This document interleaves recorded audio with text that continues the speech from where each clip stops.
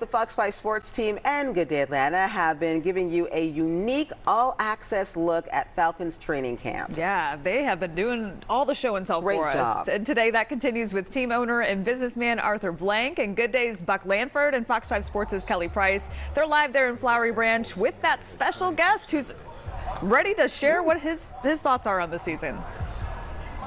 Yeah, good morning to both of you. We're out here, Kelly and I out with Falcons owner Arthur Blank, as you mentioned, and I'm ready to just get right to it. First of all, how are you? Good to see you again. I'm great. Good. It's really good to see you. And what a pleasant day, huh? It's beautiful. Yeah. I never believe it's August, but it's a beautiful day and great to be at camp and great to invite our fans here. And can't see us, come out physically. We'd love to have you up here. There's many days that are wide open. We have all the public here, so. Nothing away from Channel 5, but we'd love to have you up here and probably have you if we can. Well, and if you can't, you can watch right there on Fox 5, right? Let me ask you this, Coach.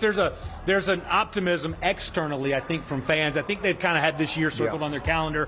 When you look at salary cap issues, you look at the third year under this regime of GM and head coach. I think there's a lot of optimism externally. I want to hear about the optimism internally from you. Well, I think it's probably more important to come internally because obviously we're closer to the team and the coaches and where we are. And I think, I say this, I commented yesterday during our press conference, is that Coach Smith and Terry Fonten have done a great job in laying out a 3-year plan, and we knew we were going to have to go through a period of dead money, dead cap, and salary cap issues, et cetera, et cetera. And they've done a great job in transitioning the club from where they inherited it a couple of years ago to where we are now. And I think when I look at both sides of the ball, and including special teams, let's just say offense, defense, I mean, we have some real talent.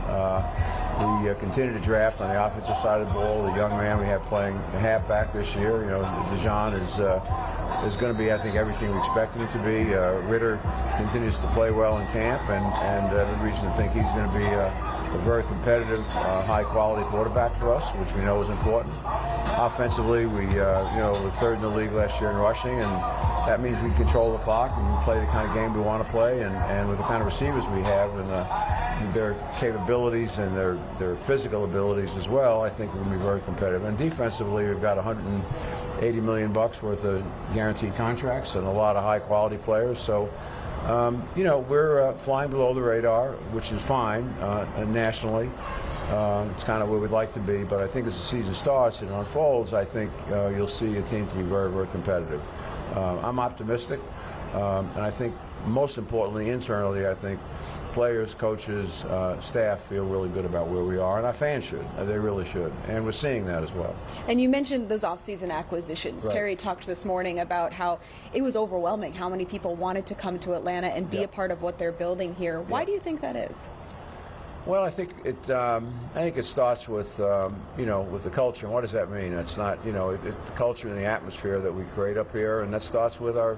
It starts with our ownership group. It's really all of our senior folks and definitely our head coach and our general manager, and they do a great job in creating this team environment and one where we compete very hard. It's not a matter of where you're drafted or where you're a free agent, whatever it may be. You're going to come out here, you're going to have a chance to compete against the best. And I think that when someone like Calais Campbell, using Calais as an example, with multiple all-time All-Pro, probably all-time All-Pro, but one of the better players in the NFL for the last number of years, 17 years. When he sits down and studies film with the coach and looks at quarterback Ritter and feels good about where he is and where the team is going directionally, he makes a career decision. This is where I want to be because I think this team is an ascending team. I think this team can be very competitive. And it's something that I'd like to try to be part of and help mold. Now, many other players obviously fit into that, but that's indicative, I think, of the kind of feelings that we're getting from our players, and really more so around the NFL than we've seen before. So we're excited, but you have to be. I mean, there's 31 other owners. Right. Every other owner around the league feels the same way I do, probably, that this is our year and. We're going to be more competitive, and that's one of the beauties of the NFL is that we create, an environment where it's a level playing field, and so many teams become more competitive than they were the year before. So many more teams get into the playoffs. So many teams eventually even get to Super Bowls that didn't plan on it. So it's a beauty of the NFL, and I think we're in a very good position. So obviously I'm a fan, in addition to being an owner, but a fan, and maybe a fan first and owner second. But I really feel better than where we've been in the last several years, and I'm just proud of the organization. You mentioned Desmond Ridder, and of course you mentioned your draft pick in Bijan Robinson, too, your top draft pick this year. You know, there's a trend around the league almost de-emphasizing the running game. What was it about him that you guys kind of went against the grain a little bit to take a guy that high in the draft? It hasn't happened in many years. That's, you know, it's a very good question. Number one, you go back and look at Coach Smith's philosophy. You go back to his days at, you know, Tennessee when he had, you know, Ryan Tannehill, quarterback, highly capable, qualified, maybe not a top 2 or 3, but a very capable quarterback. He had Derrick Henry. He built a team around, you know, being tough, a team that could run the ball, control the clock. And it's not just a matter of controlling the clock, you control the flow of the game. You know, when you need to impose your will, if you will, on the other team, you're able to do that. Consume the clock, make yardage, not turn the ball over. I mean, if you speak to Matt Ryan, who, you know, I love, you know, great young man, probably like a seven child to me. You know, Matt would tell you that during the years he was here, that, you know, the incredible success we've had, if we could have run the ball more consistently, we would have won that many more games, because too often it was, you know, 3 and out at the end of the game and turn the ball back over and the other team has it and they can score. So I think the running game is really, really important, and I think you saw that develop last year. 3rd in the league in rushing, and now we add someone like Bijan, who's a special, talented player. And I also think that the point about de-emphasis or emphasize the running back depends on the team, depends on the player, and depends on the system. So you take it away from Atlanta for a second. Take someone like, you know, McCaffrey up in San Francisco now. You know, he catches the ball 40 times a year. And additionally, he's a very good runner. So he becomes invaluable in terms of being able to produce for them and create an environment for them to, you know, choose where the ball is going to go on the field. So I think with Robinson, we'll have a lot of the same choices as well. And then when you're adding, you know, Kyle Pitts coming back and Drake London coming back, and, you know, the nice young man Hollins that we picked up this last year as well. I mean, and Tyler Algier coming off of a great rookie year. I think we're playing in a system that this coach likes. Our defense is definitely going to be better. Our offense is going to continue to be better.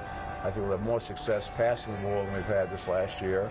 I've got a lot of confidence in Ridder. He had an incredible college career, played 50 games, won 44 against high-level competition. And I remember having a conversation with Drew Brees, who attended one of our college games here at Atlanta. And Drew said, you know, he scouted the guy, you know, for a game he was doing at that time as a broadcaster.